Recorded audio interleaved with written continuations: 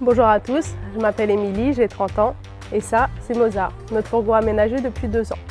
Lors de nos derniers voyages, on s'est rendu compte qu'il nous manquait un petit quelque chose, c'était pouvoir avoir du réseau quasiment partout. Que ce soit pour rechercher des choses à faire, des balades, des contenus sur internet ou pouvoir partager sur les réseaux sociaux. Donc grâce à ce nouveau produit, normalement on devrait pouvoir capter et avoir du réseau partout. Donc c'est parti, je vous présente le contenu de la boîte et je vous montre l'installation. La boîte se compose notamment du routeur intérieur ou extérieur et de l'antenne pour capter le Wi-Fi. Voici le plot antenne Antarion 4G Fit, comme je vous ai dit, qui se met à l'intérieur ou à l'extérieur du véhicule.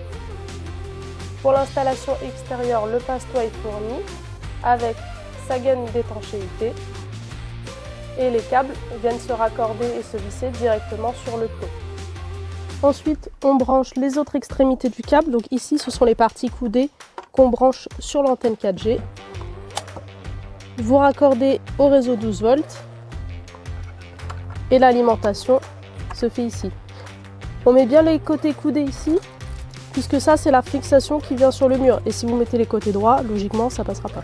L'Antarion 4G Fit, comme son nom l'indique, est une antenne 4G qui fonctionne avec une carte SIM qui s'insère ici à l'arrière de l'appareil. Ça permet de multiplier jusqu'à 10 fois les signaux 4G ou 2G ou 3G. Attention, si vous n'avez pas du tout de réseau, que vous êtes en aucun service, vous ne pourrez pas capter, puisque c'est vraiment une histoire de multiplication des données mobiles. Donc une fois que vous l'avez inséré votre carte SIM, je vais vous montrer comment paramétrer. C'est très simple. J'en profite pendant qu'on est à l'arrière de l'appareil. Vous pouvez aussi brancher directement vos appareils en Ethernet. On installe l'antenne.